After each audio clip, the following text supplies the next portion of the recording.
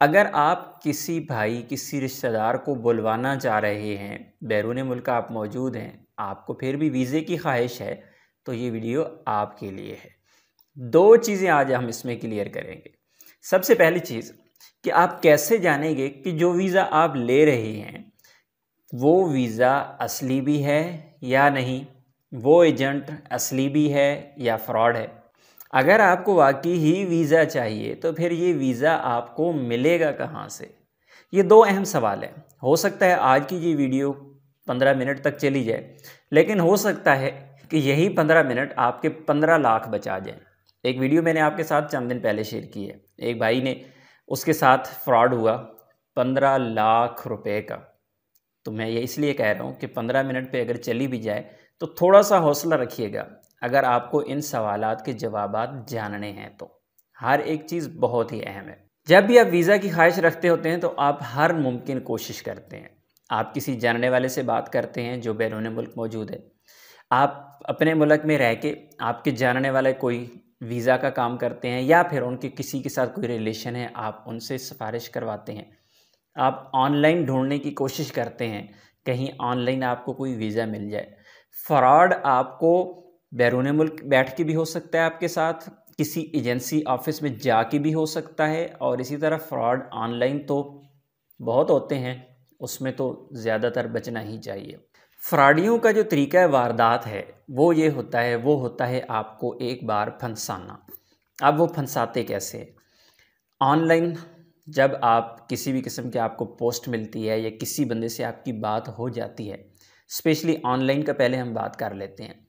जब आपकी किसी से कोई बात हो जाती है तो आपसे कहा जाता है कि वीज़ा तो फ्री है, लेकिन 20,000 रुपये आपको पे करना पड़ेंगे, रजिस्ट्रेशन फ़ीस है या फिर सिक्योरिटी फ़ीस है, क्योंकि हम आपका वीज़ा लगवाएं, आप वीज़ा पे फिर बाद में जाएं ना, हमारा नुकसान हो जाता है, ये हो जाता है, वो हो जाता है, आप सिक्योरिटी हमारे पास 20,000 रुपये रखवा दें, काम हो जाएगा तो बाद में आपको वापस मिल जाएगी।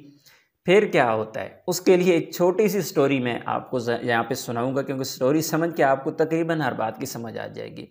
कहते हैं एक चोर था, तो चोर के को ज़्यादातर लोग जानने लग गए, पता चल गया कि ये चोर है, हर कोई उससे बचना शुरू हो गया। तो चोर ने एक नया रूप इख्तियार किया।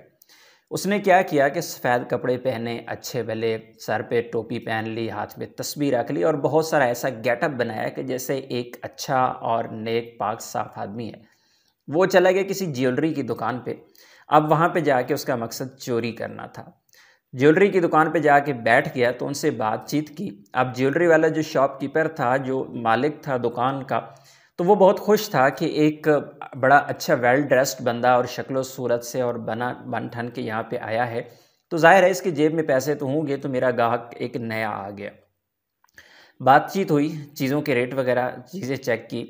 बाहर से एक बंदा और आ जाता है, आके और वो जो साहिब जो तस्बीह वाले, टोपी वाले, उससे आके गले मिलता है, उनके हाथ चूमता है, उनके घुटनों को हाथ लगाता है और ताज़ीम की नीयत से हाथ बांध के सामने खड़ा हो जाता है।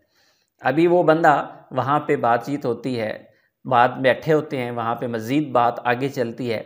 तो उसके बाद एक वहाँ पे कोई औरत आ जाती है, तो वो औरत जाके झुक के सलाम कहती हैं कि हज़रत आप यहाँ पे कहाँ कैसे।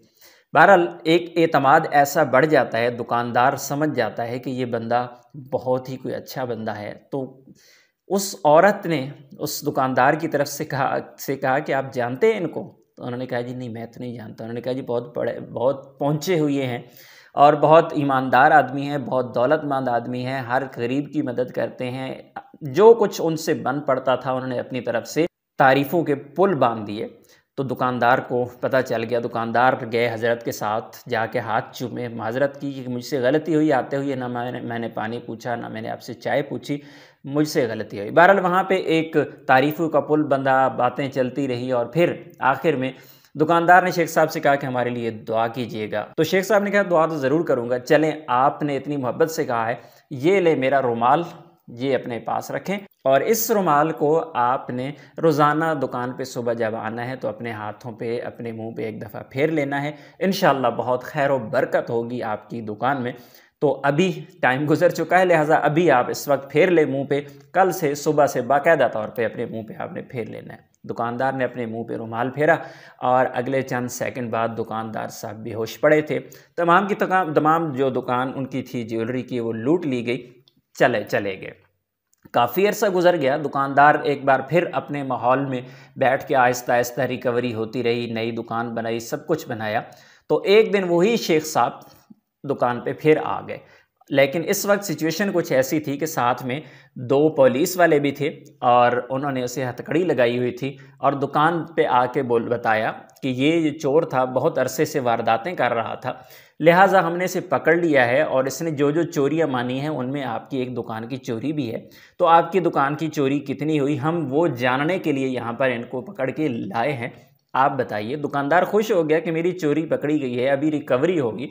सारी बातें हुई तो पुलिस वाले ने पूछा कि आपके साथ वारदात हुई कैसे। उन्होंने सारा किस्सा माजरा बताया कि ऐसे ऐसे हुआ और ये इस तरह मेरे रुमाल दिया गया। तो उन्होंने कहा नहीं जी ऐसे ना बताएं, हमें प्रैक्टिकल करके बताएं।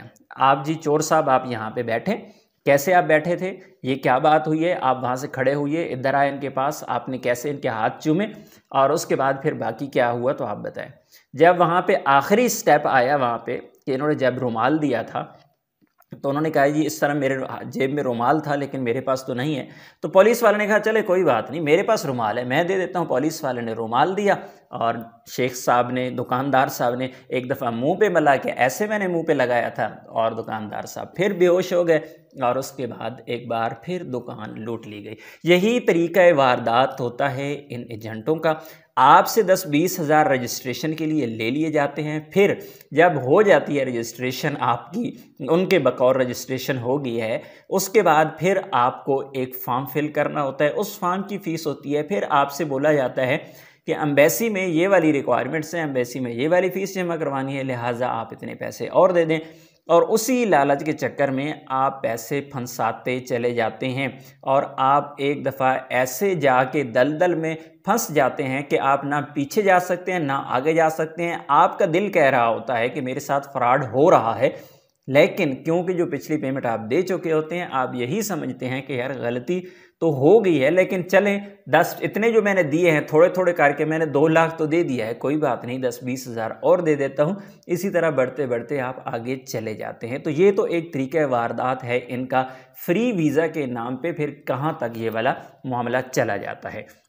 अब बारी आ जाती है इस चीज़ की कि आपको जब भी अपनी जॉब सर्च करनी है, अगर स्पेशली ऑनलाइन आपको कोई जॉब ऐसी मिल रही है, कोई ऐसी आपको पोस्ट मिल रही है, और ज़्यादातर जो पोस्टें आपको मिलती हैं वो मिलती हैं फेसबुक पे, तो आप उनके कमेंट्स एक दफ़ा जाके पढ़ लें। आज ये वीडियो मैंने इसलिए बनाई, अल-मुबानी कंपनी के कुछ वीज़ों की यहाँ पे एडवर्टाइजमेंट थी फेसबुक पे, मैंने देखी है और उसके जाके नीचे जाके जो मैंने कमेंट्स पढ़े हैं उसमें हर बंदा ही ख्वाहिशमंद है, वो वीज़ा लेना चाहता है। कुछ अफसरदा हैं कि ये कराची में क्यों है, कुछ अफसरदा हैं कि ये मुझसे दूर बहुत है, नहीं तो मैं ज़रूर वीज़ा हासिल कर लेता। यहाँ पर इस पोस्ट के अंदर जो नंबर दिया गया है वो सिर्फ मोबाइल नंबर दिया गया है। पहली निशानी फेक होने की पहली निशानी ये है कि यहाँ पे सिर्फ मोबाइल नंबर दिया गया है, लैंडलाइन नंबर दिया ही नहीं गया। तो यकीनन ये 2 नंबर लोग हैं जो ऐसा काम कर रहे हैं और फिर साथ में आपको व्हाट्सएप का ऑप्शन भी देते हैं। जो भी एजेंसीज, जो भी एजेंट्स प्रॉपर काम करते हैं उनके पास व्हाट्सएप पे मैसेज का जवाब देने के लिए टाइम नहीं होता। हाँ, अगर आपके साथ कोई बातचीत बनती है, फिर कोई डॉक्यूमेंट चाहिए होता है तो आपसे व्हाट्सएप पे मंगवा लिया जाता है। अदरवाइज़ आपसे ये नहीं कहा जाता कि आप हमसे रब्ता करें, हमारे पास वीज़े पड़े हुए हैं। बहरहाल ये एक पहली निशानी यहाँ पे आ गई। दूसरी चीज़, जब उस पोस्ट के नीचे आप जाके कमेंट्स पढ़ें तो आपको जाके पता चल जाएगा कि ये पोस्ट गलत है या ठीक है, क्योंकि अल-मुबानी कंपनी के ही लोग इसी पोस्ट के नीचे जाके अपने कमेंट्स कर रहे हैं कि भाई मैं अल-मुबानी में इतना अरसा रह चुका हूँ। एक बंदा बोल रहा है अल-मुबानी में मैं मौजूद हूँ, वहाँ पर मैंने भी जाके कमेंट किया भाई अल-मुबानी कंपनी तो अपने इंजीनियर्स को 2000-2500 रियाल पेमेंट करती है, सैलरी देती है, तो ये लेबर को जाके 1400-1800 रियाल जो है वो ऑफ रही हैं। तो एक तो ये तरीका है, वहाँ पे कमेंट्स में जाके चेक करें, आपको वहाँ पे लोग बता भी देंगे भाई इस कंपनी की वीज़े फ़लाँ एजेंसी के पास आते हैं, आपको इतना बता दिया जाएगा। ठीक है, वहाँ पे एक तो चीज़ आपको ये मिल जाएगी। उसके बाद अगर तो आपको कोई ऑफिस मिलता है कि एजेंसी में आपने जाना है और वहाँ पे आपको बाकायदा लोकेशन दी जाती है, ऑफिस खुला हुआ होता है, वहाँ पे स्टाफ भी बैठा होता है, वहाँ पे जाके जब आप ऑफिस का बाहर बोर्ड देख लेते हैं उस ऑफिस के सामने कोई रेडी वाला, कोई दुकानदार, कोई भी बंदा कहीं ना कहीं मिलेगा, तो थोड़ा सा साइड पे जाके उससे जाके ये पूछ लीजिएगा कि इस नाम की एजेंसी है इस एरिया में, आपको पता है? तो वो आपको बताएंगे कि वो सामने है।